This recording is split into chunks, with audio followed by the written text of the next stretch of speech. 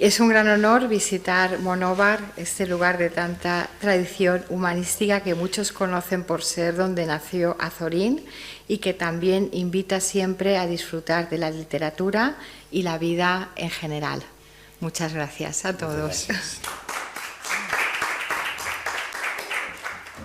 Bueno, jo volia agrair a Rosario que hagi acceptat la invitació de visitar Monòver. Parlant en Alacant, el dia del premi, ja m'ho va dir que havia estat aquí en una altra faceta cultural, artística, que també té Rosario. I ens va alegrar el que ens diguera això i sí que volia aprofitar i fer un poquet de vincular el llibre de Rosario, La novia de la paz, del Premi d'Azorín, en la dedicatòria que té al començar el llibre, perquè crec que està més actual que mai. Rosario el dedica a Elizabeth Hobhouse per a que separen totes les guerres al món, qualsevol guerra. I crec que avui és un moment per a dir-ho en veu alta també, que tots, crec que tots i totes demanem que pare ja totes les guerres, i especialment la de Gaza, perquè entenem que podem discrepar en idees polítiques, podem discrepar de qui és una terra i de qui és l'altra, però crec que tots estem junts dient que no és just que avui estigui morint gent innocent a Gaza, a tot el món també, perquè en Ucrània també està, però a Gaza el que està passant crec que tots tenim que alçar la veu per a que pare la guerra, que se senten tots a parlar i que això no vagi més. Entonces, vinculant un poquet el llibre de Rosario en l'actualitat, crec que és un dia per a fer-ho públic, fer-ho visible, i agrair-li perquè en general tot el llibre és un cant a la pau, i més actual que ara, ha coincidit que el Premi Azorín d'enguany s'ha vinculat a l'actualitat de tot el món. Agrair-li a Rosario que ens acompanya i desitjar que les visites, el poquet que va veure del poble avui, en el temps que tenim, que disfrute del poble, li agrade i que queda convidada a tornar quan consideri oportú, que estarà ben rebuda sempre a Monòver. Moltes gràcies. I ara te donem dos cosetes per a que tinguis un record del nostre poble. Són llibres que s'han editat al voltant d'Azorín, un poc d'algo de record de Monòver, i aguardem que al final te portes de Monòver molts records bonics. Bueno, pues yo quería decir, ahora sí me guardo un poco la sorpresa, que como contaba el alcalde, pues nos conocimos en el Hada, esa noche en la que yo dije que la vida me había sacado a bailar, porque así me sentí. Y entonces la imagen que tengo es que nada más bajar del escenario, que aún estaba así medio en shock, estabais allí esperándome y casi no nos dejan hacernos la foto conmemorativa en las escaleras, pero conseguimos hacernosla y además quedó muy bien. Y nada, yo dije que en cuanto me fuera posible vendría a Monóvar a visitar la Casa Museo Azorín, a estar con vosotros, y me parece que es una ocasión magnífica, porque claro, los periodistas en estos ya más de 2 meses que han pasado desde la entrega del premio han hecho especial hincapié en lo del mensaje de paz, A mí me interesó la protagonista de la novela, por lo que estábamos comentando. No es que quisiera parar la guerra que era contemporánea a ella, la Segunda Guerra Anglo-Bóer, sino que quería parar cualquier guerra, quería encender la conciencia del mundo, logró movilizar a millones de personas en varios países para que esas atrocidades se detuvieran, e incluso intentó parar la Primera Guerra Mundial. Entonces, para mí es una hippie de 1901, pero yo creo que este mensaje de paz y amor no tendría que olvidarse nunca, y no tendríamos que pensar que pertenece a una época determinada, porque estamos abocados a nuestro final como especie, si seguimos así, porque claro, cuando la gente dice ¿Se va a acabar el mundo? El mundo no se va a acabar, el mundo va a seguir girando, seguramente mejor sin la raza humana que con ella, ¿no? Una prueba la vimos durante el confinamiento, que la vegetación de repente empezó a brotar y la contaminación descendió. Entonces, claro, tenemos que ser conscientes de que detrás de cada uno de los 60 conflictos bélicos armados que hay ahora en el mundo siempre está la codicia. En el caso de mi novela eran las minas de oro y diamantes del sur de África, y bueno, pues ahora oímos hablar de tierras raras, materiales, ¿no? Intereses económicos. No queremos ni pensar en esto que han dicho también del resort, ¿no? Porque ya nos parece que hacer un resort sobre un cementerio de 15.000 niños es algo que va contra cualquier atisbo de humanidad, ¿no? Y bueno, pues yo creo que los que estamos aquí, al menos nadie quiere la guerra. Yo tengo 2 hijos, como se dice en la novela, en edad militar. Ellos son la mayor ilusión de mi vida, y yo pues sigo sin entender cómo se le puede disparar a una persona, o cómo pueden morir tantas personas que no se conocen, matándose los unos a los otros por los intereses de siempre, ¿no? Entonces, yo creo que ya hemos llegado a un momento en el que ya no podemos más, ya no soportamos pues todo lo que estamos viendo y nos está llegando de varios puntos del continente, porque claro, esta novela sucede en África, y si lo pensamos, las noticias siempre son del trópico del Ecuador hacia arriba, ¿no?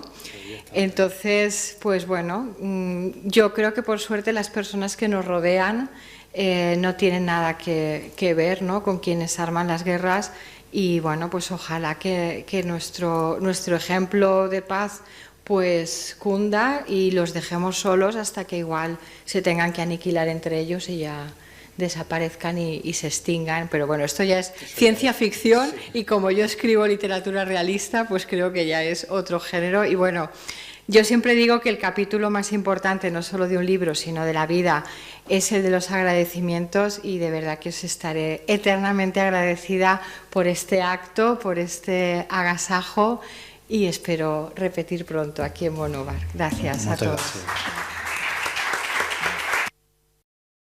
Y Azorín.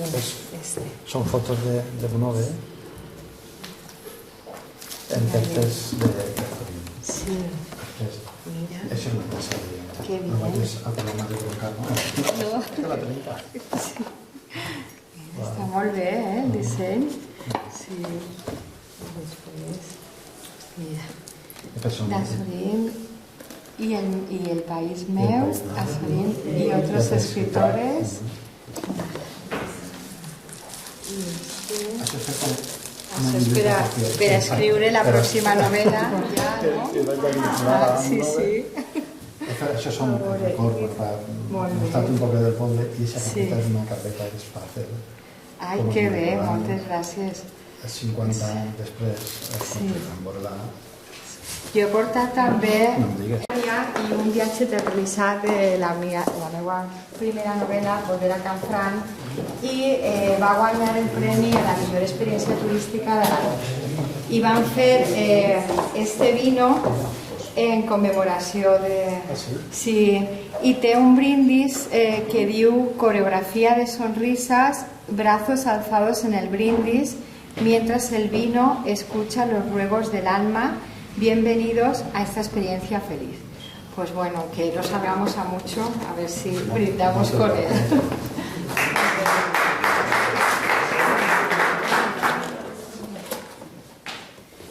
Y ahora he dedicat la novela. Sí, per favor.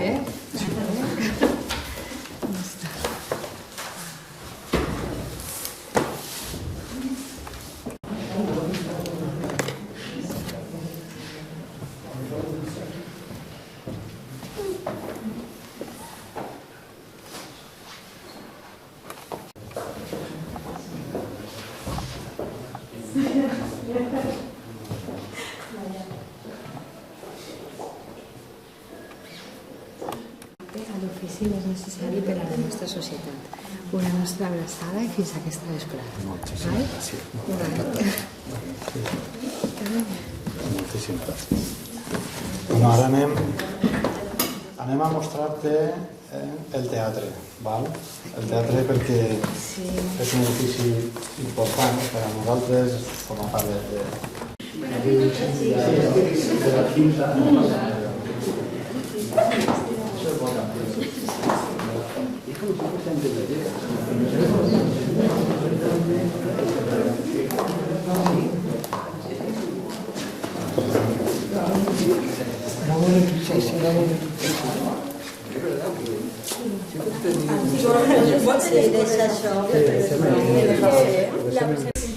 A saludarles, darles la bienvenida a esta Casa Museo Azorín, que ya todos ustedes conocen muy bien. Agradecer al Ayuntamiento que ha tenido a bien un año más presentar la novela galardonada este año en la edición del Premio Azorín que organiza la Diputación de Alicante. Saludar al alcalde, concejalas, varias que están aquí hoy acompañándonos esta tarde. Y bueno, simplemente invitarles a disfrutar de este acto, agradecerles su asistencia siempre a esta casa, invitarles al resto de casas y centros que tiene la Fundación Mediterráneo desde Valencia hasta Cartagena. No quería terminar sin invitarles a la exposición que acabamos de inaugurar en Alicante, de Par en Par, que es una invitación, una apertura de puertas a conocer tanto este legado como el resto de legados que atesora la Fundación Mediterráneo, y que bueno, que están invitados a visitarla y a conocer también el resto de la oferta de la Fundación. Muchas gracias, sin más. Enhorabuena a la galardonada. Gracias.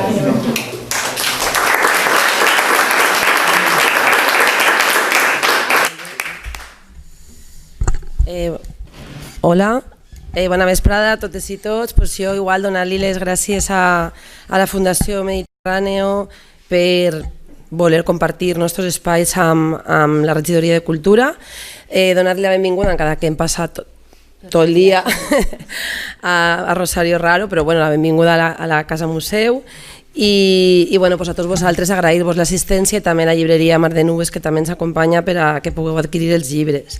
Bé, este acte s'inclou dins de la programació que fem en l'Ajuntament de Monove per potenciar el foment de la lectura. Estem molt orgullosos, crec, del que estem aconseguint.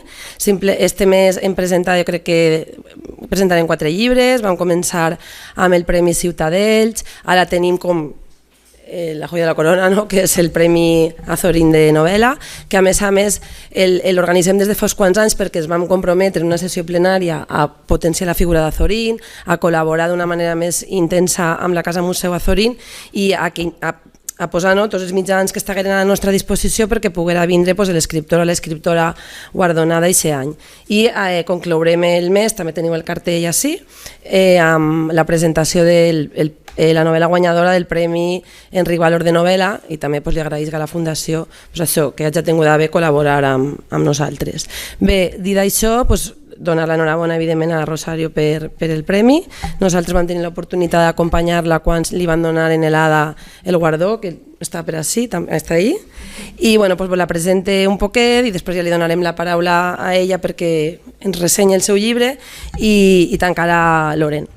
A Rosario, suposo que mos la coneixeu perquè ves que té bastants seguidors i seguidores, és doctora en Filologia Hispànica i com a escritora té una carrera fructífera.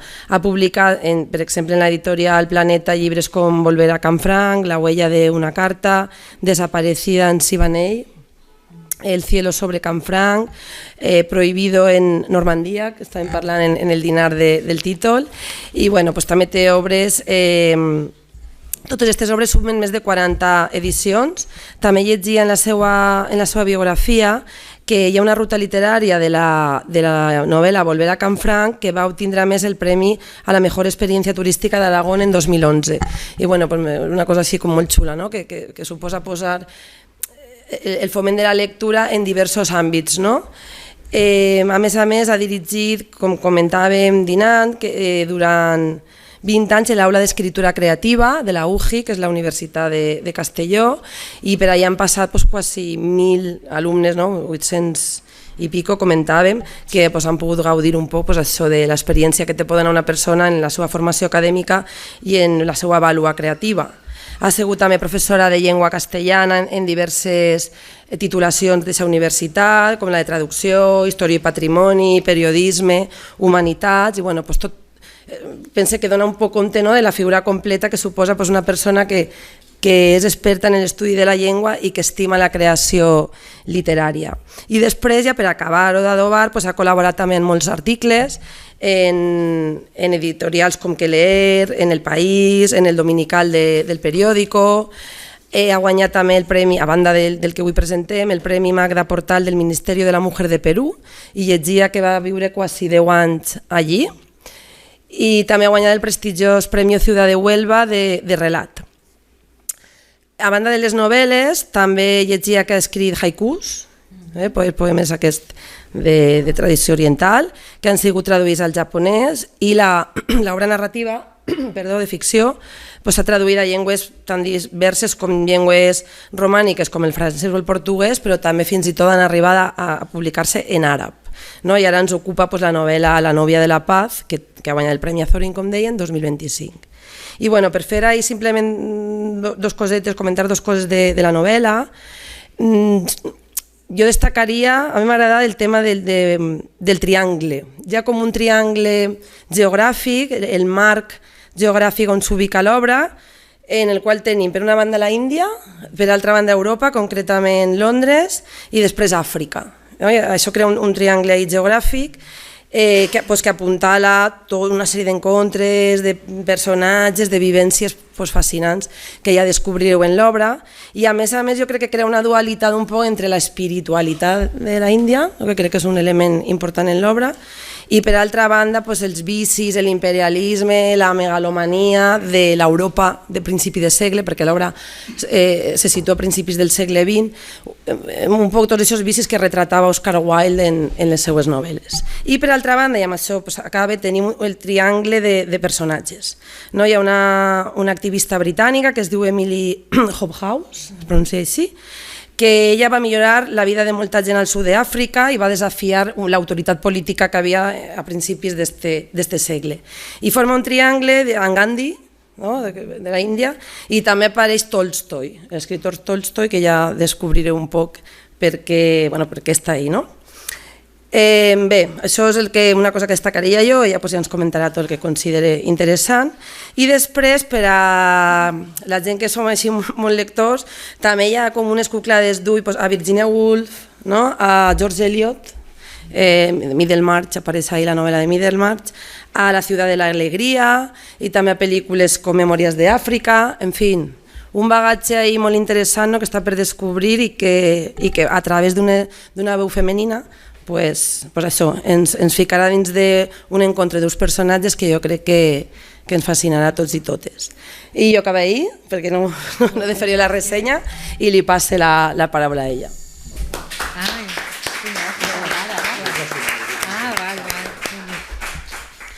Bueno, buenas tardes a todos. Qué bien, habla Julia. Estaba encantada escuchándola, casi prefiero escuchar que hablar. Y bueno, ya que estáis aquí, pues yo espero que paséis un rato lo más ameno posible, que me hagáis muchas preguntas, porque así será mucho más dinámico, interactivo y ameno. Y bueno, yo siempre digo que el capítulo más importante, no solo de un libro, sino de la vida, es el de los agradecimientos.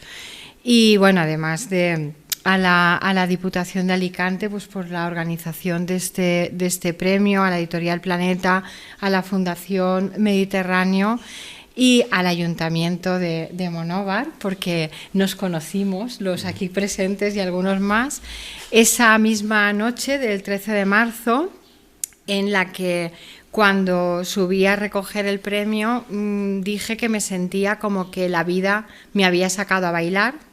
Esa fue la frase literal, pero luego tuve que ver el vídeo para ver qué había dicho más, porque fue como una especie de nebulosa, mira, como el grupo, pues lo mismo. Y bueno, lo que pasó en ese momento, ¿no?, es que claro, cuando bajé del escenario y estabais vosotros allí, además me acuerdo que hablamos en el pasillo, me dijisteis que estaba invitada a visitar Monóvar, y yo os dije que en cuanto fuera posible, pues aquí estaría. Y bueno, pues ayer presenté la novela en Alicante y mañana iré a Rojales porque era el pueblo de mi abuelo. Y para mí pues tiene mucho significado y me da pues una alegría especial que el premio sea de Alicante, ¿no? Porque es como cerrar todo ese círculo. En una novela anterior, en El cielo sobre Canfrán, hay un personaje que era mi bisabuelo de Rojales, que luego se fue a vivir a Torrevieja. Y bueno, con una historia tremenda, ¿no? Y la gente se sorprendió de esa novela porque habla de la Segunda Guerra Mundial en 1944 y yo en la nota de autora puse que era mi novela más autobiográfica. Y claro, y eso sorprendió, pero para eso nos sirve la literatura, para desnudarnos y disfrazarnos a la vez. Y esa era la conexión, ¿no? Y bueno, pues lo que también ha dicho Julia, a mí me gusta mucho como experiencia, pues que me propusieron hacer de mi primera novela una ruta literaria y un viaje teatralizado, pero claro, necesitábamos un tren. Y eso pues no era nada fácil, pero Renfe se implicó y claro, para mí ir a Canfrán, ver a mis personajes, ¿verdad? Eva, Kaifer, que ellos compartieron uno de estos viajes conmigo, y bueno, pues significa que los libros pueden no acabar en la última página, ¿no? Que pueden ir más allá. Y también hicimos una ruta literaria con la novela de Desaparecida en Siboney. Claro, cuando me lo propuso la organizadora, que tú también la conoces, Eva, Isabel Luzón, le dije, ¿tú sabes que Siboney está en Cuba?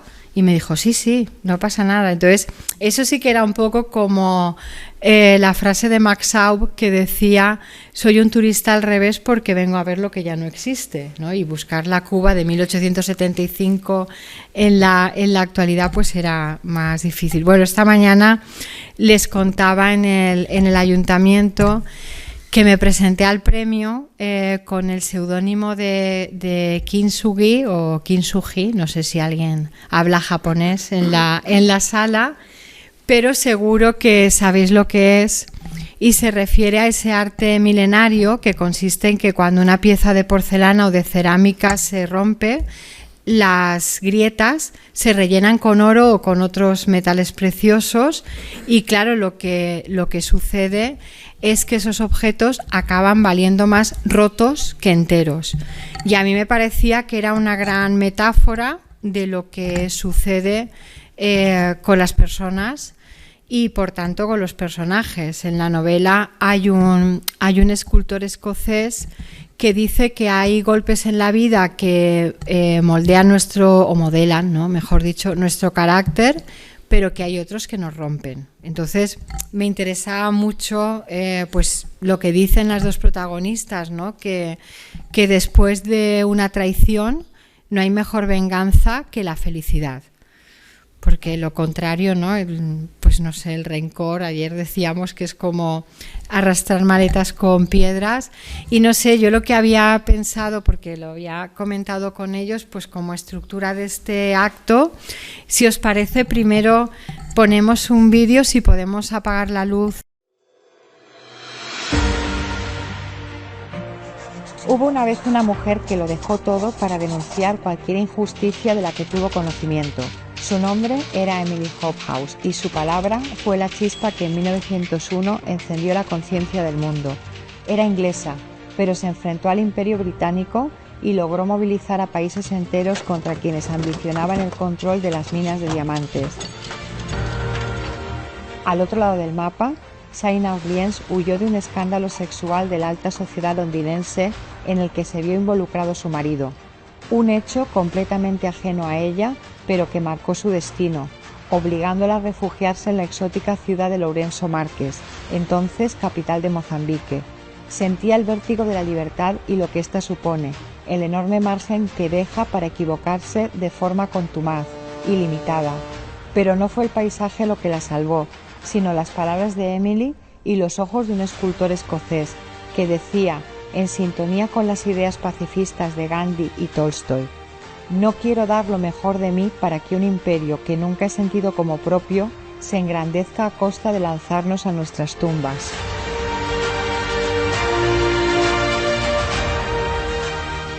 A través del amor por Shaina, encontró la posibilidad de un renacer compartido.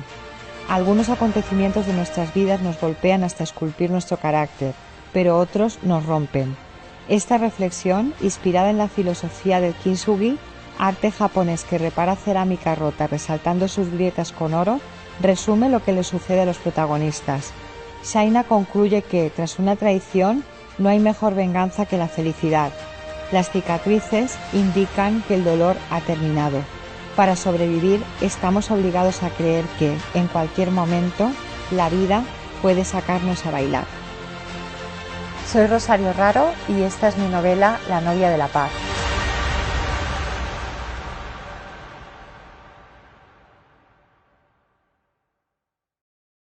Pues ese fue el descubrimiento, ¿no? Porque mis 6 novelas que he publicado hasta la fecha están todas basadas en hechos reales, porque yo considero que la realidad siempre es la que nos proporciona los mejores argumentos, ¿no? Porque la prueba de eso son las veces que le decimos a alguien: te voy a contar una cosa que no te vas a creer, pero me ha pasado, ¿no? Entonces, ese es nuestro trabajo. Aunque cojamos los hechos reales tal cual, luego tenemos que convertirlos en verosímiles para que el lector no se desconecte, los sepa.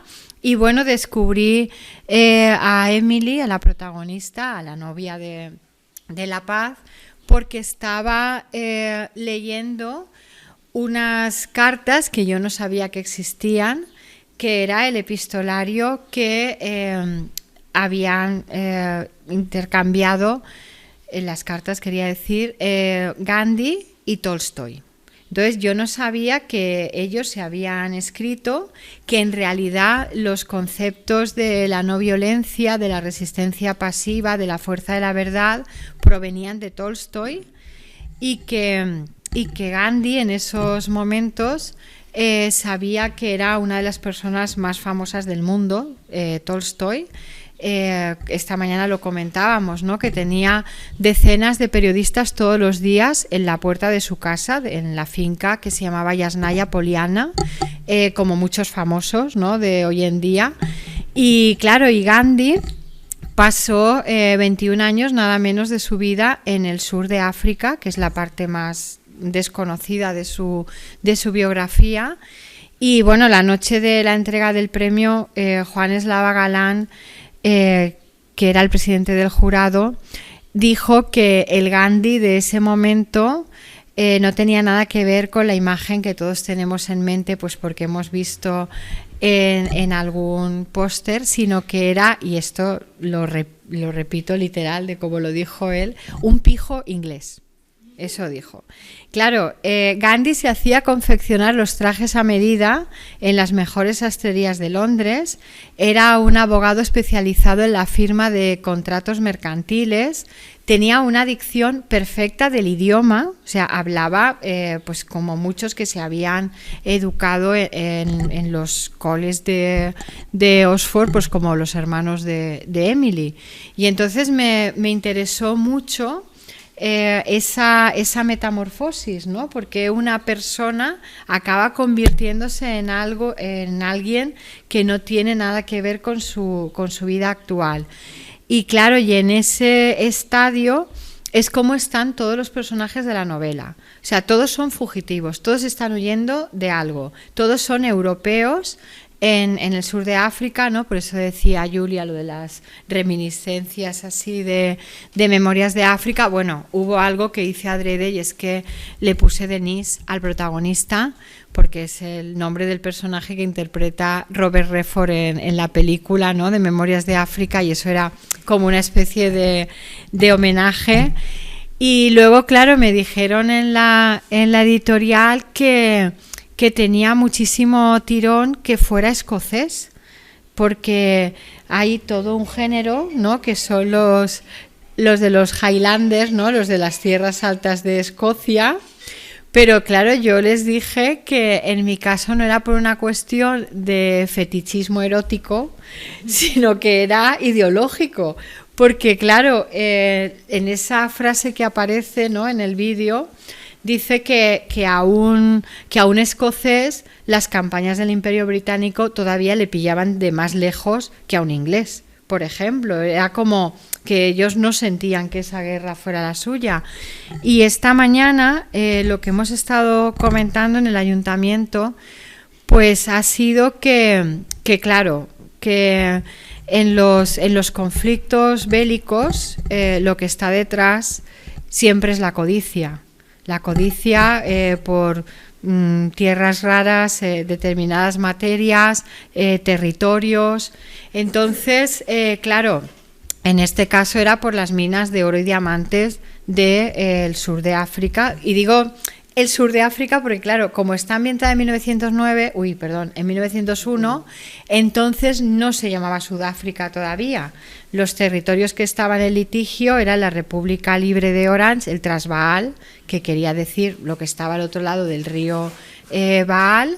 Y entonces, claro, hubo un personaje lamentablemente real que fue Cecil Rhodes, ¿no?, o Rose, que su megalomanía le llevó a ponerle su nombre a un país, que era Rhodesia.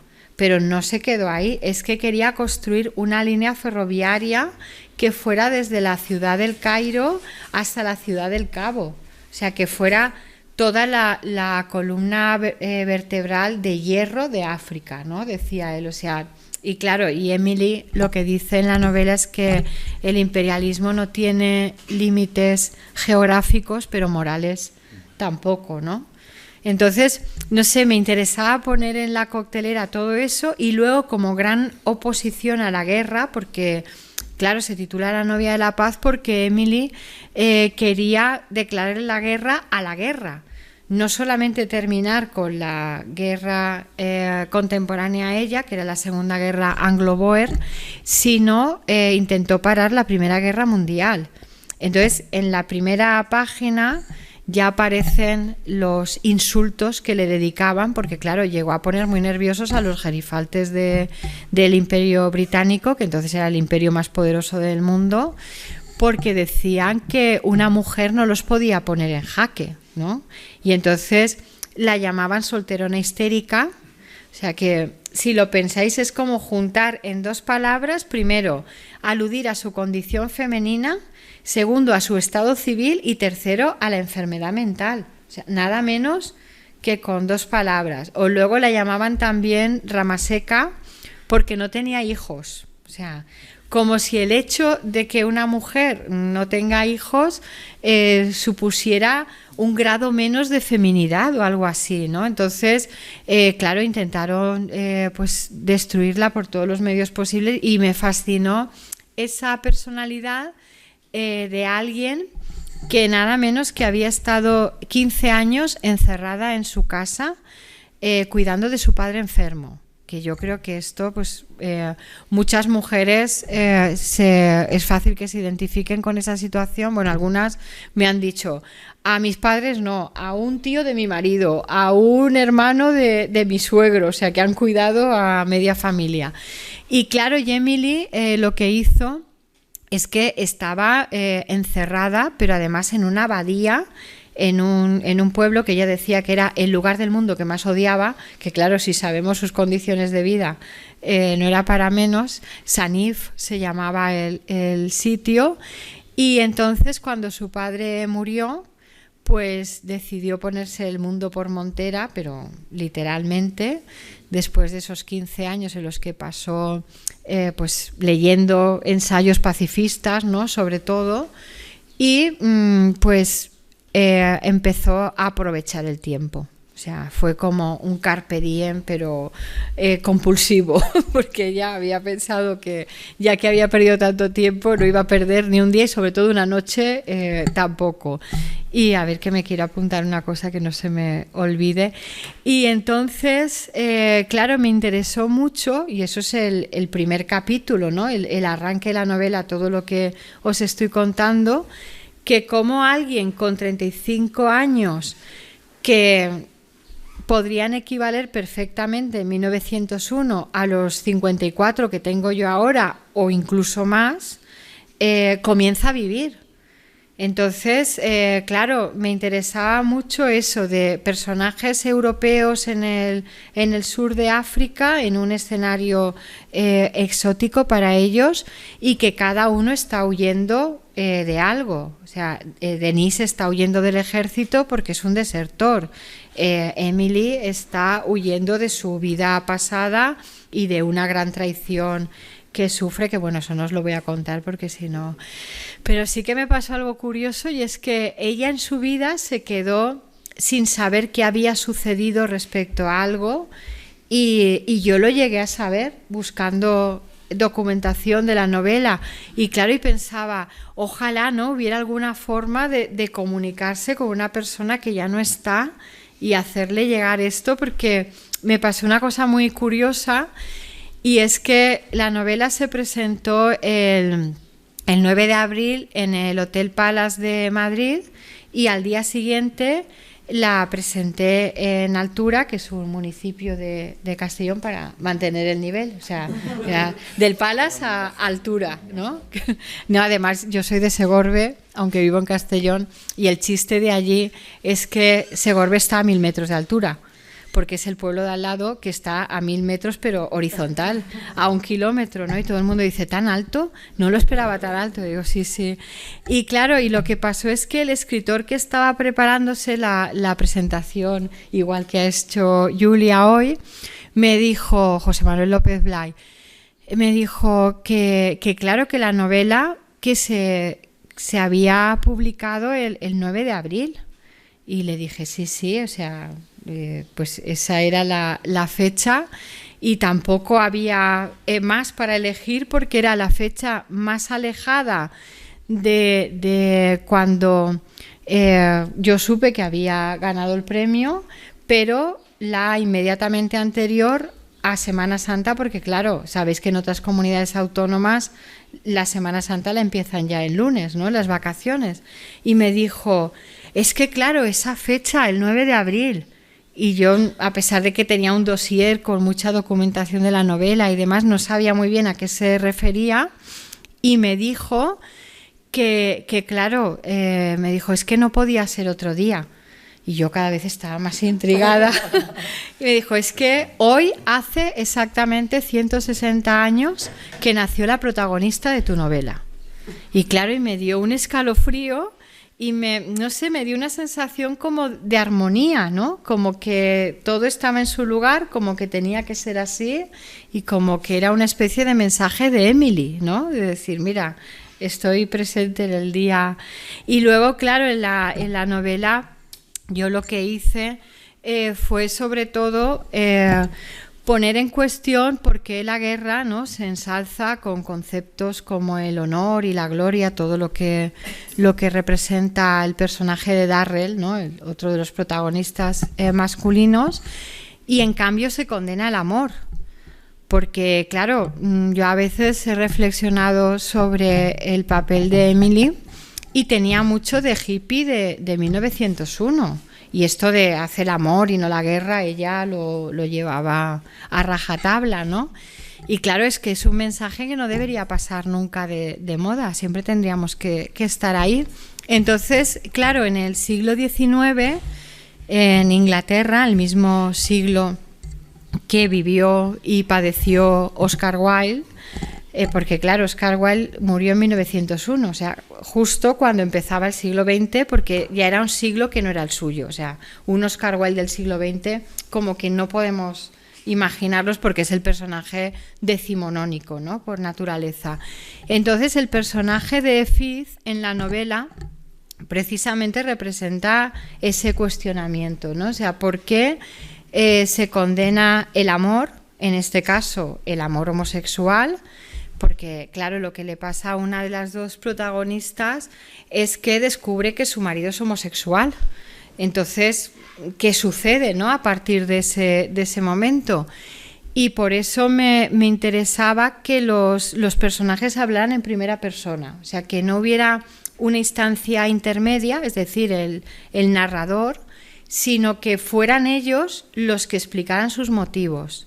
Porque, claro, dicen que leer desarrolla la empatía porque nos ponemos en el lugar de otros, ¿no? Y vivimos las vidas ajenas como propias. Pero es que escribir también, porque te tienes que poner en el lugar de cada uno. Claro, cuando comienza la novela, el personaje de Fitz despierta cierto rechazo, ¿no? Porque es el traidor. Pero cuando va avanzando la trama, se le acaba entendiendo y se acaban comprendiendo sus razones. Y yo por eso pienso siempre que nunca hay que juzgar, ni en la literatura ni en la vida, porque nunca tenemos toda la información, ¿no? Y a veces vemos que las personas se comportan de determinada manera, inexplicable para nosotros, pero seguramente tienen sus motivos, ¿no? Entonces, era algo que también quería poner en escena, y claro, y él tiene que huir de un escandalazo en la alta sociedad londinense, que también fue un hecho real. Yo le he llamado en la novela El baile de los anfibios por una serie de cosas que suceden, pero se llamó en realidad El escándalo de la calle Cleveland, y entonces era como sacar a todos los personajes, ¿no?, de su círculo de confort, que decimos ahora, y ver si eran capaces de, con una palabra también muy actual, ¿no?, de reinventarse, ¿no?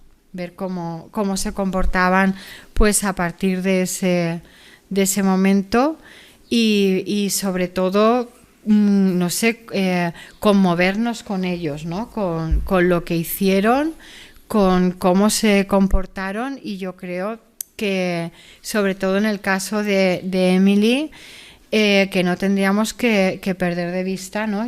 Ahora mismo se horrorizaría, ¿no?, si viera cómo estamos, pues un siglo después porque ella murió en 1926, y claro, el año que viene pues hará 100 años, ¿no? Y como especie no puede decirse que hayamos evolucionado mucho, ¿no? Porque mientras haya guerras, yo creo que no nos podemos llamar civilización. Estamos todavía en el estadio de la barbarie.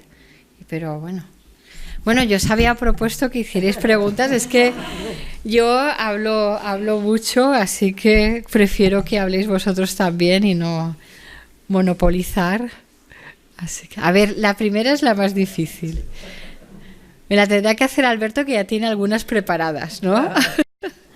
No, bueno, solamente lo que quería decir es que sí, la novela ya la he leído y me ha encantado. Ya hay algo que me llama la atención. Bueno, por una parte, en la novela aprendes historia, porque la historia de la guerra anglo-boer en el 1901, pues la verdad es que no es muy conocida. Yo la he aprendido ahí. Y luego los personajes te transmiten mucha emoción, entonces es muy amena. Pero lo que me ha sorprendido en la novela es el que los capítulos vienen los personajes, o sea, dedicados como a los personajes, como has dicho hace un momento, los hablan en primera persona, a los personajes principales hablan en primera persona, y eso, que para mí desde luego es algo nuevo, no lo he visto en otra clase. ¿Cómo se te ha ocurrido hacer eso? Me llena de curiosidad. A ver, bueno, como los demás no lo habéis leído, diremos también que hay un personaje sorpresa, ¿no?, que no vamos a desvelar quién es, porque claro, yo quiero que el lector vaya sabiendo pistas poco a poco de él hasta que se quede pues eso, sorprendido porque no se lo esperaba. Antes estaba hablando con Marian, que los aquí presentes sabéis que también es escritora, además ella también tiene la misma escultura que yo, la diosa Tanit, y antes les hemos hecho una foto juntas y las dos coincidíamos en que lo que más nos gusta son los clubs de lectura, porque yo creo que es donde realmente aprendemos, porque cuando escribes una novela es como el mensaje del náufrago, ¿no? Que lo lanzas, pero hasta que no llega a los lectores no sabes pues el impacto, ¿no? que ha tenido, cómo se ha entendido.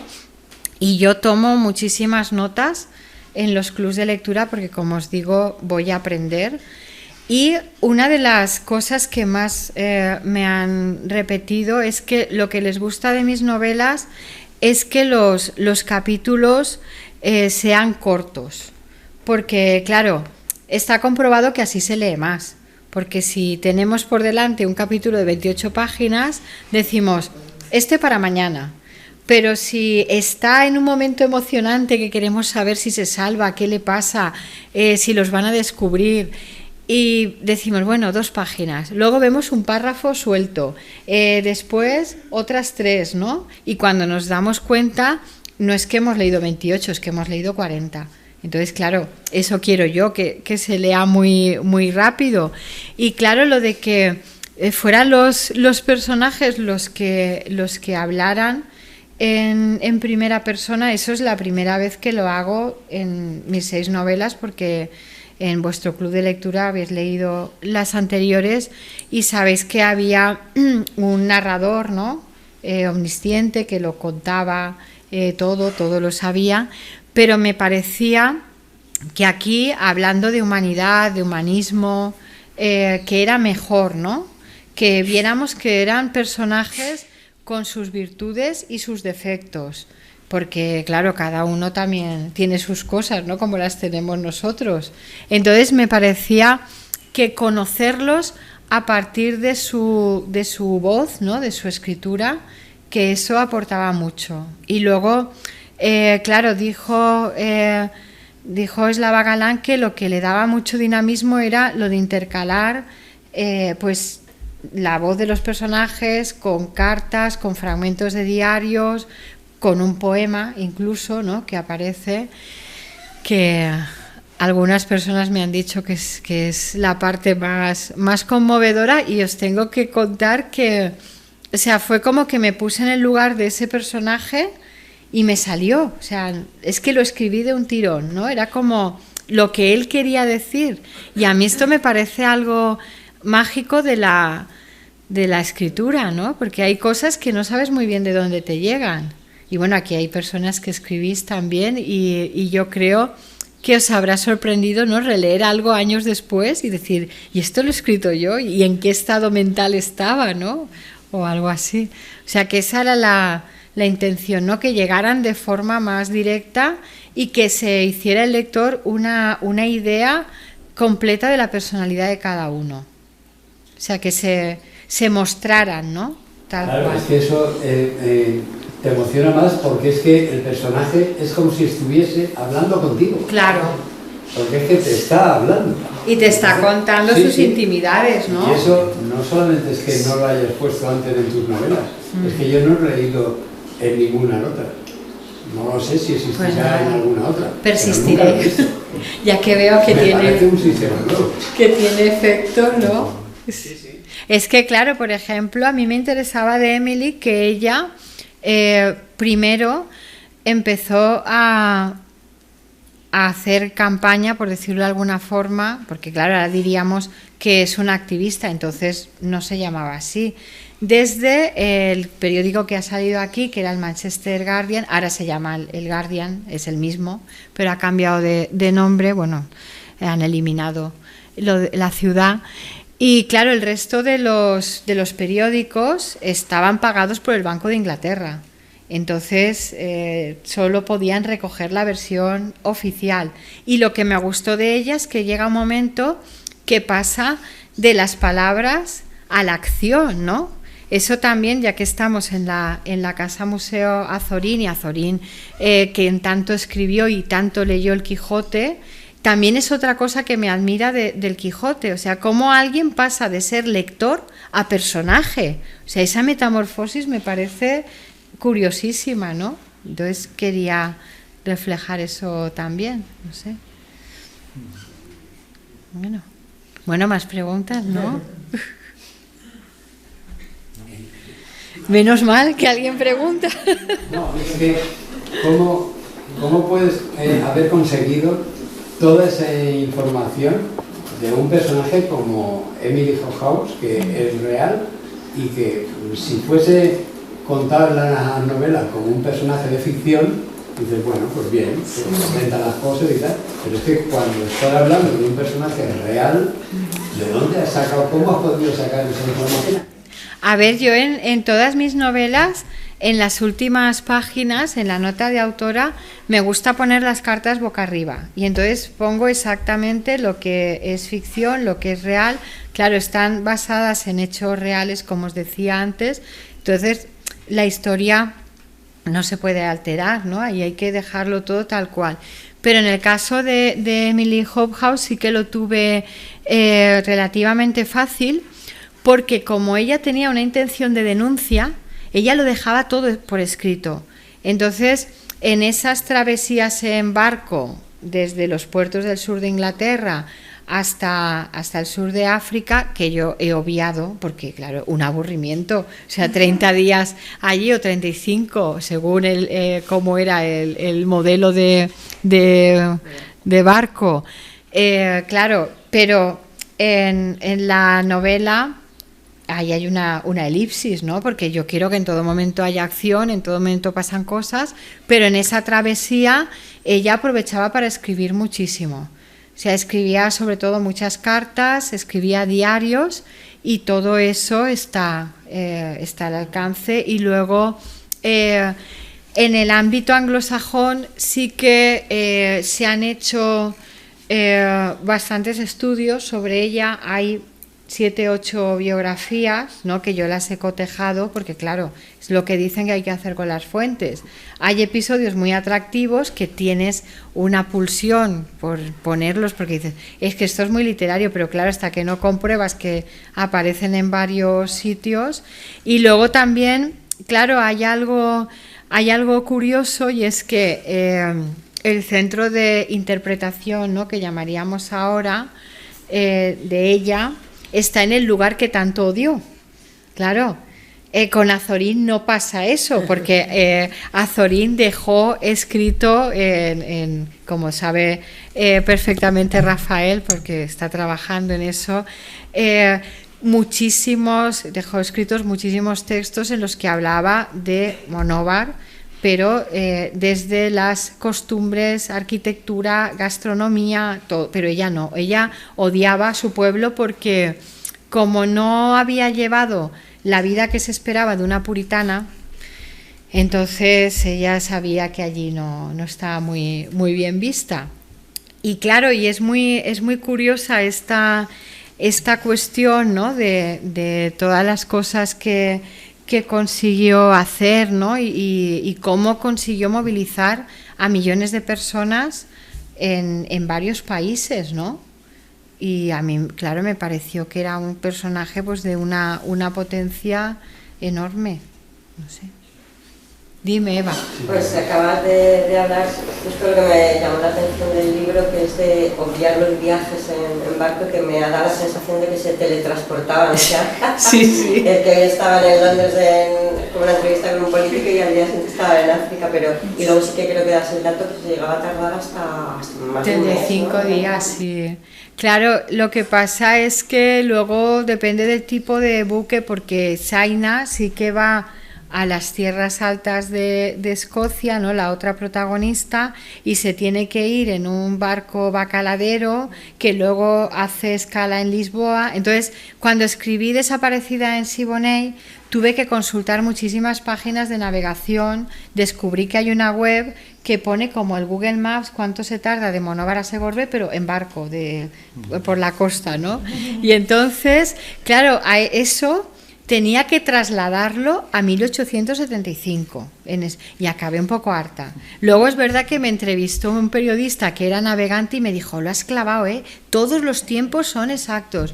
Y dije, sí, pero me ha costado tanto trabajo que me da pereza retroactiva. Entonces, ahí utilicé la técnica del diario porque, claro, a ver, yo no soy muy partidaria, sé que es un tema polémico, no sé qué pensáis los demás, de escribir un diario por un motivo. O sea, porque la memoria se dedica principalmente a olvidar, como mecanismo de defensa, ¿no?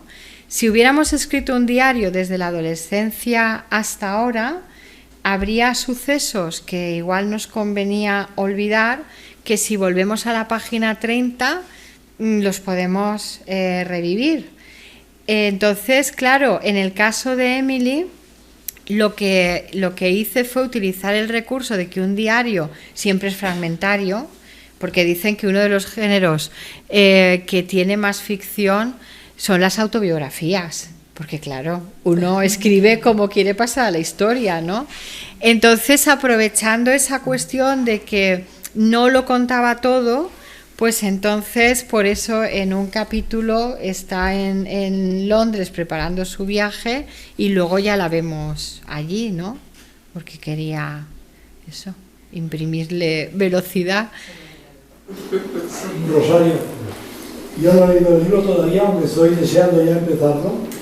Intuyo, por lo que cuentas, que este personaje, esta señora Emily Hobson, es un personaje real. Sí. Creo que es una especie de luchadora, una especie de Clara Campoamor, por decirlo en términos más cercanos, que luchó a principios de siglo contra las injusticias sociales y en defensa de los derechos de la mujer, pero que acaba falleciendo sin estar rodeada por los suyos. Es así, abandonada.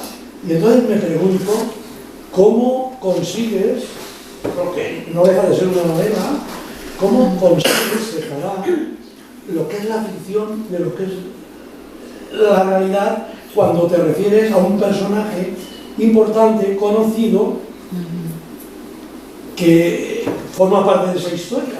¿Cómo consigues que los lectores podamos discernir en algún momento, darnos cuenta de dónde acaba la realidad y dónde empieza la ficción con un personaje conocido como es la señora Emily Hobson? Claro, a ver, yo lo que intento es que sea una experiencia inmersiva, ¿no? O sea, que el lector no tenga la sensación de que le están contando una historia, sino que se sienta allí. O sea, en 1901, en el caso de Saina y del escultor, en Lourenço Marques, que es como se llamaba la actual Maputo, ¿no?, la capital de Mozambique, y que sea como una especie de experiencia en 3D, ¿no?, y de realidad aumentada. Entonces, claro, para eso yo necesito toda la parte histórica, porque dicen que la literatura está en los detalles. Entonces, el contexto tiene que estar muy bien recreado, porque, claro, yo no soy experta en nada, pero cada uno de los que estéis aquí sois expertos en vuestro trabajo, vuestras aficiones, etcétera, etcétera. Si yo pusiera un dato fiscal que no está bien, por poner un ejemplo así, seguro que alguien lo detectaría. ¿Y cuál es el problema? Que la verosimilitud se cae. O sea, si alguien de algo que sabe perfectamente de su trabajo, pues que trabaje, pues no sé, en una estación de esquí, que se dedique a pulir este suelo, el oficio que sea, lee algo que no es exacto, dice, si de esto que yo controlo se lo ha inventado, todo lo demás será, claro. Entonces yo creo que hay que ser muy, muy rigurosos, porque claro, además, para que esa experiencia inmersiva se produzca, hay que escribir para todos los sentidos, o sea, no solo para la vista, no solo descripciones, sino que la novela tiene que oler, tiene que tener sabor. Y claro, y en ese sentido yo tenía que saber, claro, a ver, en Mozambique tenía relativamente fácil que comían en ese momento, porque Mozambique era portugués. Entonces el bacalao era algo de todos los días, sí. Y claro, y entonces me interesa todo eso para crear una especie de escenario tridimensional, ¿no? Es lo que da credibilidad y veracidad sí. a lo que estás leyendo, que no dudes en ningún momento si es real o no es real. Claro. Por lo que explicas, me da la sensación que te metes tanto en la obra, me refiero al lector, que estás viviendo la realidad de lo que estás narrando. Así es, así es. Dime, Lucía. Bueno, sí. Yo no es una pregunta, bueno, no he leído el libro, como a ti, pero nada más lo que has contado, La novia de la paz, todo lo que sea paz, Claro. pues es bonito. Y todo lo que has contado, está Gandhi, has hecho un poema. Yo como poeta que escribo, pues me ha llegado tanto al alma que creo que también eres una gran poeta. No sé si te lo ha dicho alguien, porque también has nombrado Eli, que según el 9 de abril, algo te llegó. Yo como escribo, pues siempre noto como que hay algo, como tú dices, que casualidad o no, es un mensaje que nos llega. Entonces yo, pues no sé, me has encantado, te felicito, no te hago preguntar y eso, que adelante porque eres maravillosa. Uy, qué bien, qué contenta me voy a ir. Bueno, en septiembre voy a volver por Alicante, así que puedo hacer otra parada en Monóvar o cerca, sí. A ver, es que si lo pensáis nos han hecho creer, y esa es la gran perversión, que los que defendemos la paz, ¿no? Somos unos ingenuos que vivimos en los mundos de Yuppie, que no sabemos cómo es la realidad, en realidad, valga la repetición. Y claro, imaginaos toda la superestructura que se ha montado en torno a eso, para atender a los intereses de unos pocos. Porque yo creo que nadie de esta sala biblioteca querría que sus hijos fueran a la guerra. No sé, yo tengo 2 hijos en edad militar, por decirlo de alguna forma, que esta mañana lo estábamos comentando también. Uno tiene 18 años, el otro tiene 28. Ellos son la ilusión de mi vida. Entonces yo quiero que ellos estén lo mejor posible y para eso vivo y me desvivo, ¿no? Entonces es que es algo terrible. Y no conseguimos la paz completa, no se va a conseguir en la vida. Ya podemos escribir, podemos manifestarnos, porque no lo entendemos. Por intereses económicos. Claro, sí. Pero no lo podemos conseguir nada, ni un poquito. Tiene que haber guerra siempre. No lo sé, eso luchamos. Entonces, os voy a hacer una confesión. Además no hay que decir confesión personal, porque si es confesión se supone que es personal, no voy a confesar la vida de otro, ¿no? Pero yo tuve bastantes problemas, ¿no?, intestinales, me hicieron todo tipo de pruebas, no sabían lo que me pasaba, pero eso durante semanas, durante meses, que si era el Helicobacter, que si era, bueno, todo. Al final descubrieron que era el telediario. Y desde que como sin ver el telediario, estoy perfectamente. Porque, claro, si lo pensamos, es que hay imágenes que no estamos preparados para asumir, porque somos gente de paz, ¿no? Entonces, claro, es una sarta de atrocidades y luego... El caso, yo recuerdo, soy muy mayor, y recuerdo el caso, que era una publicación que había que hablaba de los asesinatos, de los crímenes, de las violaciones, Dios mío. Claro. Y en este caso es la guerra, ¿no? Es la guerra retransmitida. Acabo de leer un libro que se titula Pornocracia, pero no trata del porno, sino que trata de lo obsceno que es mostrar lo que antes se ocultaba, ¿no? Y entonces, claro, es que estamos asistiendo a la guerra como espectáculo. Y eso es tremendo también, ¿no? No sé. Menos mal, que os animáis, que si no... El tercer protagonista, que es el indio, ese es Gandhi. No iba a decirlo, pero lo tendré que decir. Porque, como lo has descubierto, pues nada. Que era Karamchand, ¿no?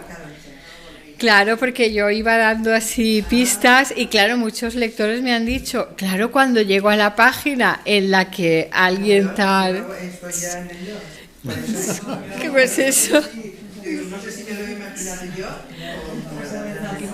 Pues claro, a mí me llamó la atención que Gandhi considerara a Emily Hobhouse una líder espiritual a su altura. Y entonces sabéis que de muchos líderes se acaba haciendo merchandising, ¿no? Y hay gorras, camisetas, llaveros. De Emily no, nada. Y entonces él la llamaba la constructora de puentes, ¿no? En el sentido simbólico, no de ingeniera. Y claro, y entonces decía eso que os contaba antes, ¿no? Que había logrado encender la conciencia del mundo. Él, en una carta que escribió desde la cárcel, habla de ella y cuenta lo que le ayudó cuando estuvo en el sur de África, que la lucha era, porque claro, él de repente salió de la burbuja pija donde vivía, porque lo tiraron prácticamente de un tren en marcha y solo por el color de su piel. Mira, si me has dado pie a hablar de esto. Y entonces, claro, pensó, si esto me están haciendo a mí, ¿qué les estarán haciendo a los otros 150.000 compatriotas míos? Porque habían ido 150.000 indios a trabajar al sur de África. Y entonces, claro, él se puso en el lugar de los otros y dijo, bueno, si yo, que soy abogado, que, o sea, me han hecho todo esto, porque además en esa escena él va a intentar, pues, alojarse en un hotel y la persona que está allí se tapa la nariz, como que le da repulsión, ¿no? Y claro que a estas alturas, que el color de la piel, cuando es un rasgo como ser rubio, moreno, alto, bajo, que todavía siga pesando así, ¿no? Extraña, extraña. Ahora no se extraña, pero en el 1901 se conoce que había más de... Sí. Bueno, hemos visto un anuncio de jabón Sol, ¿verdad, Rafael? Que está ahí, que era tan buen jabón que blanqueaba y todo, como los dientes de algunos, ¿no? Bueno, nos da tiempo para alguna pregunta más, ¿no? Entonces veo que en el Galutur ahora nos tocará ir a África. Ay, ojalá, sí. Claro, porque Isabel Luzón me dice, bueno, a ver de qué escribes ahora. Y digo, hombre, es que no me planteo, pero claro, en este caso de la novela, yo he ido a todos los escenarios que aparecen, menos al sur de África. Porque, claro, lo que pasa, y eso también veníamos hablándolo Alberto y yo por la cuestión de los prejuicios, que casualmente tengo un yerno que es sudafricano. Entonces, pues tenemos pendiente un viaje familiar. Igual puedo ir a Bloemfontein y todo. Y luego me gustó mucho lo de... Porque claro, no la presenté al concurso con este título.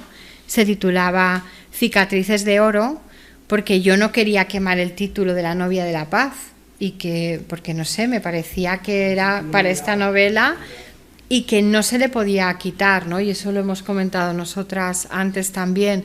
Entonces, que me gustó mucho la imagen de que la pobre Emily viajaba con un traje de novia en la maleta, ¿no? Por si le pedían matrimonio.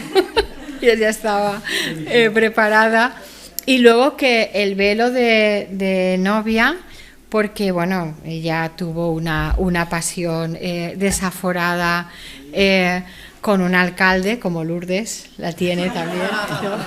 Ay, mira, como la novela, que también, una novela que me leeré en septiembre, que también tiene que ver con eso. Entonces, claro, me gustó la imagen de que el velo de novia, que nunca llegó a usar, ahora mismo sigue ondeando en Bloemfontein, que es una de las 3 capitales de la actual Sudáfrica. Hay un monumento a los niños y a las mujeres boers, porque claro, lo que tuvo de particular esa guerra es que fue la primera vez, bueno, la primera vez no, porque Luisiana ya había pasado, pero que en el sur de África en 1901 se enfrentaron europeos contra descendientes de europeos, porque era... por un lado el ejército británico y por otro eran los boers o boeres, ahora se les llama afrikaners, que son los descendientes de los colonos holandeses que fueron allí pues generaciones antes. Entonces me interesaba mucho todo eso. Y hay un monumento a los niños y las mujeres bóers, y en lo alto, o sea, es como un grupo escultórico que se parece mucho a la Piedad, pero claro, en vez de ser Jesucristo y la Virgen es una mujer bóer y un niño, y hay detrás un obelisco, y arriba del todo está el velo de Emily Hobhouse. Y esa imagen, bueno, me pareció poesía también, ¿no? Porque ella no se casó con ningún hombre, pero se casó con todas las causas que, como ha dicho Rafael, consideró dignas de defensa, porque era una forma, ¿no?, de justicia. No sé. Pero muere sola, ¿no? Muere sola. Sí. Abandonada.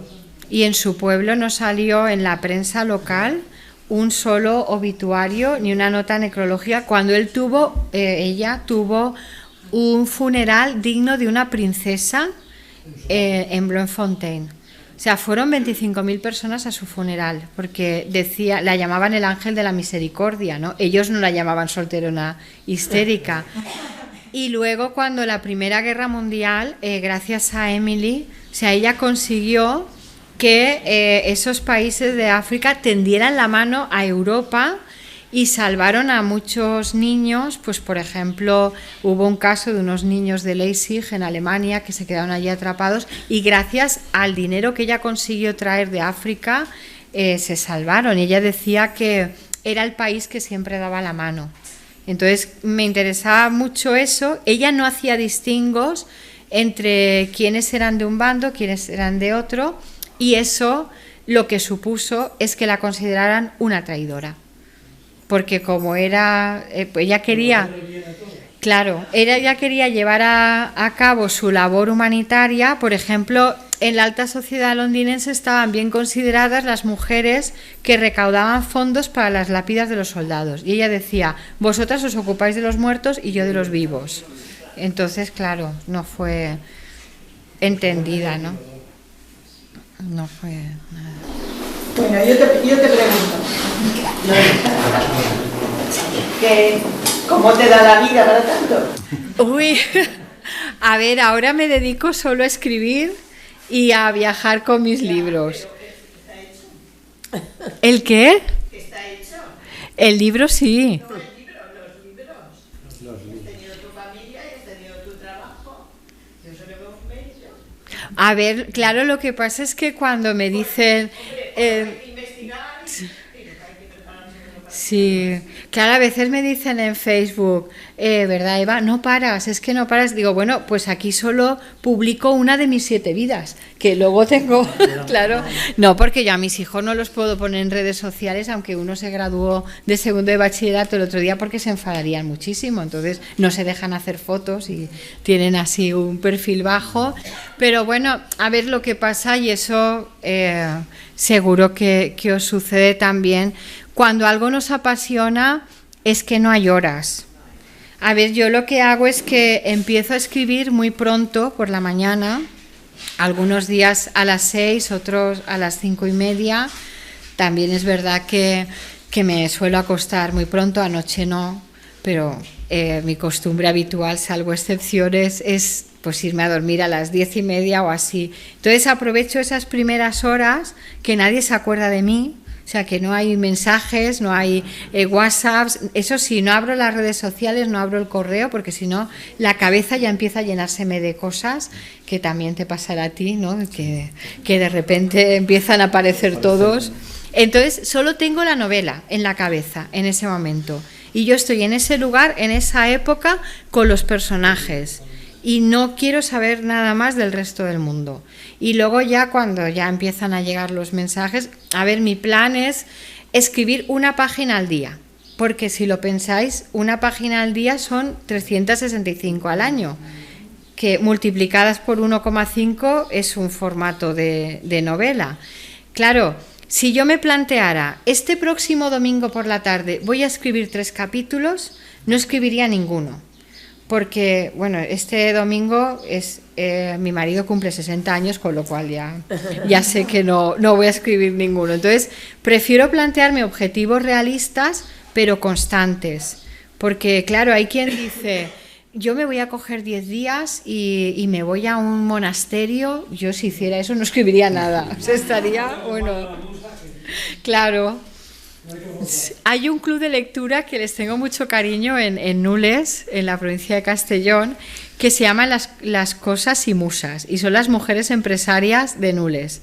Y yo siempre voy con todas mis novelas, con ellas, y les digo que son las únicas musas en las que creo. Porque es que la literatura se ha rodeado de un misticismo que, claro, esto de que tienes que estar, salud, tienes que estar inspirado, ¿no? Tienen que aparecérsete las musas, pues no sé, cuando vemos a un carpintero, ¿no? Vamos a su taller y no le decimos, ¿qué, hoy estás inspirado? Dice, pues mira, tengo que entregar tal cosa antes de la 1. Y estos armarios de la cocina tengo que llevarlos como diciendo, no me puedo plantear, ¿no? Entonces, claro, no sé, todos tenemos unos días más. ¿Cuántos libros has escrito? Pues novelas he escrito con esta 6. Antes había escrito 2 libros de relatos. Uno se titula Desarmadas e Invencibles, que son relatos de mujeres en situaciones que lo habían pasado mal, pero luego consiguen salir adelante. El anterior eran ficciones muy breves, microrelatos, ¿no? Como se llaman, que se titula La llave de Medusa, pero yo pasé 35 años sin que me publicara nadie. Y no por eso dejé de escribir, porque, a ver, en Segorbe tengo una cómoda de color azul con un cajón lleno de cartas de rechazos de editoriales. Y claro, y yo ahora les estoy muy agradecida a todas las personas que me dijeron que no, porque primero me demostraron ser grandes profesionales del mundo editorial y segundo me hicieron un grandísimo favor, porque si yo hubiera publicado alguno de los engendros que tengo por ahí escondidos, claro, a ver, yo prefiero haberme dado a conocer al gran público con Volver a Canfrán. Claro, y esa novela, y lo digo sin ningún atisbo de inmodestia, pero fue un fenómeno literario, llevamos 30 ediciones, 10 años después sigue estando en las librerías, claro, luego hizo que las otras novelas también fueran muy bien, porque claro, a los que les gustó Volver a Canfrán, luego han seguido repitiendo, ¿no? Y claro, pero yo me demostré en todos esos años que realmente escribía porque me gustaba escribir, ¿no? Y que eso ya era un premio en sí mismo. Luego, claro, si ganas el Azorín, pues ya es mejor, ¿no? Ya es como... Pero bueno, que las cosas no pasan por casualidad, ¿no? Porque yo he estado en algunos foros y, claro, y de repente me han preguntado, es que, claro, no, además la frase era, cuando te llamó Planeta, como si Planeta fuera un ente que fuera por ahí, y te digo, no, es que a mí no me llamó Planeta, es que yo escuché una entrevista en la radio en la que Lorenzo Caprile, precisamente, o sea, es que las cosas más importantes de nuestra vida siempre pasan por casualidad. Y yo me acuerdo que me iba a clase, iba escuchando la radio en el coche, y entonces escuché que decía Lorenzo Caprile que una editora, que es mi editora actual, Raquel Chisbert, que le había mandado a él el manuscrito de El tiempo entre costuras. Y le quería preguntar de nuevo la cuestión de la verosimilitud. Y le dijo, quiero que me digas si el vestido que aparece en esta novela, que es la túnica Delfos del Fortuny, ¿no? Si es posible hacerlo en una noche. Y él le dijo, pues sí, porque es plisar la tela, ¿no? Doblarla. Y entonces a Lorenzo Caprile le encantó, claro, porque es de los maestros de la costura. Y entonces se publicó El tiempo entre costuras. Y claro, yo me quedé con esa historia y yo dije, pues yo le voy a escribir, claro. Digo, porque si yo le mando mi novela de Canfrán, que tenía bastante avanzada, y se la pasa a un experto en la Segunda Guerra Mundial, a otro ferroviario, y se la leen, y ella, pues me gustó esa forma de trabajar, no creer en el criterio de uno mismo, que yo creo que está muy bien, y yo como autora lo hago. A mí la novela me puede parecer determinada cosa, pero yo se la tengo que pasar a 5 personas antes de decidir qué voy a hacer con ella, porque necesitamos la dosis de realismo. Y entonces, pues nada, le escribí a Raquel y además le escribí a un correo corporativo que yo no sabía dónde iba a parar y contra todo pronóstico 2 días después me contestó y me dijo que la había... Y yo, claro, era 1 línea y media que me pasé una tarde analizándola, porque decía, queridísima Rosario, digo, esto es más que querida Rosario y más que estimada, ¿no? Y luego me decía, me ha interesado mucho todo lo que me has contado y me gustaría reunirme contigo, y me propuso un día y yo también en 1 línea y media le contesté, como imaginarás, ese día a esa hora me viene muy bien. Claro. ¿Qué vas a hacer, no? Sí, además, cuando algo nos interesa lo dejamos todo, o sea que no... Pero yo también agradezco que el camino haya sido largo y difícil, porque eso me ha hecho ser muy perfeccionista, aplicarme como primer mandamiento no aburrir. Después, lo que yo no quiero es que los lectores pierdan el tiempo, porque, no sé, es como decir, yo como lectora lo que quiero es que un libro me conmueva, me cuente una historia no sabida y que además me entretenga y me evada, ¿no? Y me saque de mi realidad, no sé si nos da tiempo algo, ¿no? Perdona, solo... no, al contrario, yo encantada. Esta pregunta queda muy fea aquí que te la haga porque estás presentando tu última nueva novela, pero ¿tenemos ya algo en el horno para la próxima? Sabes que leo muy rápido y necesito algo ya más metido. Bueno, eso me parece buena señal, ¿no? A ver, yo lo que pasa es que tengo muchos argumentos, ¿no?, sobre los que me gustaría escribir. Algunos más desarrollados, de otros escritos cientos de páginas, otros solamente son un apunte, ¿no? Como que de repente te llega una historia y dices, pues esto, no sé, es un tema que me gustaría tratarlo, pero claro, como por ejemplo, esta novela empecé a escribirla en el 2018. Mientras tanto publiqué El cielo sobre Canfrán y Prohibida Normandía. Volver a Canfrán tardé 4 años. Claro, lo que me pasa en esos lapsos de tiempo tan largos es que a veces alguien ya ha publicado la novela que yo iba a escribir. Entonces no me da rabia porque pienso, esa es la prueba de que era un tema interesante, ¿no? Porque ha habido... Y bueno, y a veces pasa que se publican simultáneamente varias novelas del mismo tema.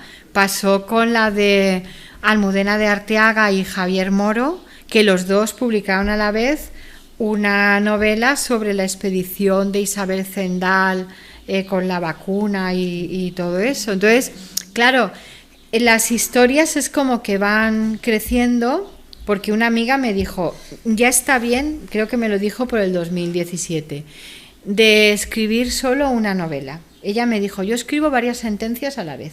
¿Tú por qué no puedes? Y yo dije, qué presión, ¿no?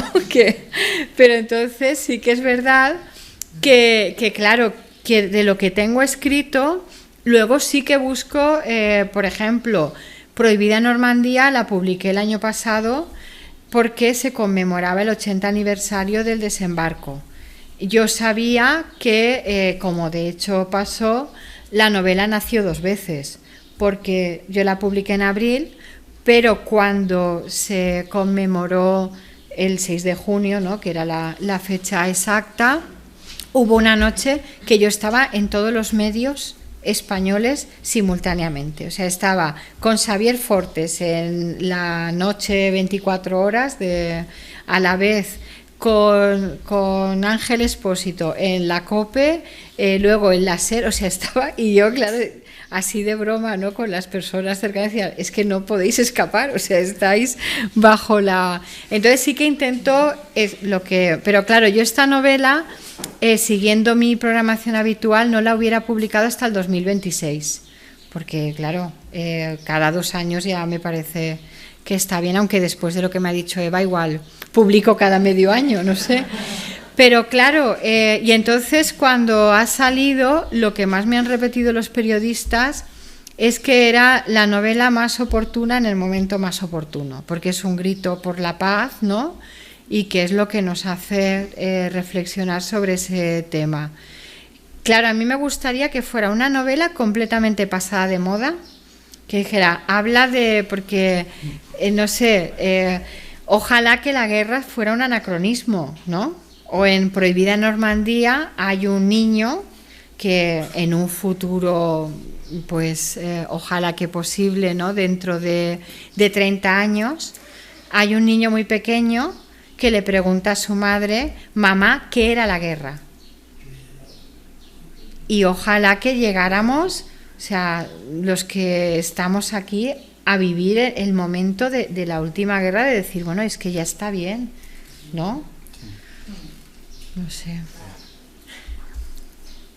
Bueno, no sé qué hora es porque estoy... Las 8. Bueno. Sí, bueno, ¿no? Lo que queráis. Bueno, pues, si vos pareix bé, tanquem l'acte. Jo vull, com ha fet Rosario també, a començar agraint a la Fundació Mediterráneo per obrir-nos les portes sempre que hem necessitat aquest espai. Entenc que la col·laboració público-privada és necessària per a posar en valor la cultura, i més en un poble com Monove i tenint esta casa Museu Zorín. Entenc que, i per a lo que és, entenc que és molt d'agrair. Agrair a Mar que estigui aquí facilitant-nos que hagi comprat els llibres. Moltes gràcies, Mar. Agrair-vos a tots i a totes que... Mar de nubes, sí. Agrair-vos a tots i totes que estigueu acompanyant-nos, però sobretot a Rosario. Com ella ha dit, el dia de l'entrega del premi, sempre que hem anat, ens arrimem a l'escenari per quan baixi el premiat, parlar en ell i convidar-lo a vindre. Ens va sorprendre molt Rosario per l'alegria de que anàrem, perquè ella havia estat aquí a Monove, perquè Rosario, a part d'escritora, té altra faceta artística important. Catastrófica. Yo vine hace 40 años a Monóvar porque tocaba en una rondalla, pero la Sociedad Protectora de Instrumentos tuvo a bien expulsarme porque hacía playback y cuando no hacía playback era peor, porque bueno, no tengo oído y bueno, y en Monóvar hay muchísimo nivel. Sí, la verdad es que sí. Pues ese moment nos va alegrar molt la properia, lo fàcil que va ser parlar en Rosario, i bueno, quan ha vingut este matí, bueno, els que parlem normalment en valencià, bueno, que una persona com ella s'ha dirigit a nosaltres en valencià, pues t'obri molt de dir, xica, que agradable, no? La primera impressió és molt d'agrair. Bueno, Júlia ha presentat la part professional de Rosario. Rosario ella soles crec que ha presentat altres parts, moltes altres parts de Rosario que té, que jo, si ella diguera de llegir-nos ara el llibre, ens quedaríem encantats. Una dona encantadora d'estar a prop, d'escoltar-la parlar, i per a tancar, per a acabar, sí que m'agradaria el mateix que hem fet este matí. Mira, les casualitats que ha parlat Rosario. A nit ven el telediario, ven les notícies en casa, Lourdes i jo vam parlar de que no podia ser, que estiguera passant el que està passant en Gaza i que estiguérem aquí mirant per altre costat o dient que això no pot ser però no fent res. Este matí en l'Ajuntament, quan hem arribat, ens han reunit els regidors que estàvem allí dient que no podia ser que un ajuntament com el de Monove no farà res, no posarà una pancarta en el balcó de l'Ajuntament o feren un escrit dient que no podia ser, que demanarem que acabara la guerra. I bueno, pues he anat, perquè ja se feia tard perquè venia Rosario, i he anat a la llibreria a Mar, li he comprat el llibre per a que me'l signara Rosario, i a l'obrir-lo en la primera pàgina ha dit, mira tu que casualitat, quan fa la dedicatòria a quienes como Elizabeth Hobhouse quieren parar la guerra, cualquier guerra.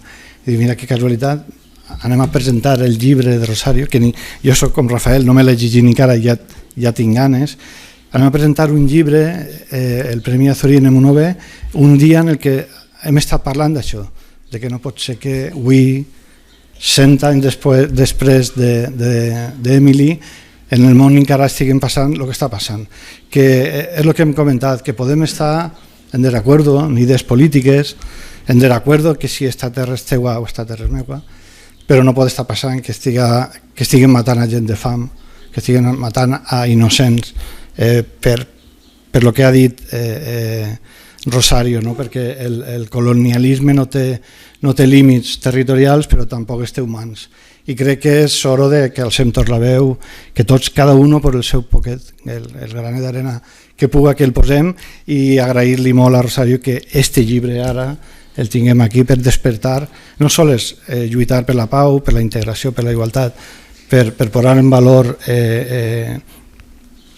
tants valors que hem parlat, sobretot la empatia, per posar-nos en la pell de l'altre i saber que estan passant mal i que el poquet que puguem fer, per fer-ho. Agrair-vos a tots que hàgiu vingut, a Rosario dir-li que Monòver sempre tindrà un poble amic, sa casa per a quan vulgui tornar. I bueno, este matí li hem fet un regal d'uns llibres d'Azorín i demés. Ella m'ha fet un regal a nosaltres d'una botella de vi i és molt d'agrair. És que vaig escriure la contraetiqueta perquè és el vi que se va fer en commemoració del Premi de la millor experiència turística d'Aragó i és un brindis, no? Nosaltres teníem també preparat per a ella. És una botella de vi, és molt bonica, és un vi d'aquí de la terra i també algo vinculat a Azorín, que sempre ha estat en l'Ajuntament. Un altre premi, Que bé! I bueno, li hem fet una dedicatòria un poc familiar. Ai, que bé! Però bueno, és el que volem, que el record que volem que se lleve. Què diu? A veure, sense ulleres. Sabem que este detallet és... Agafapols. Ai, que bo! Sabia el pongo, no? Però l'agafapols. Però volem que cada vegada que el veges a casa que recordes que a Monòver tens un poble amic on sempre seràs rebuda com una monovera més. Amb molta estima. Moltíssimes gràcies. Que bé. Gràcies a tots.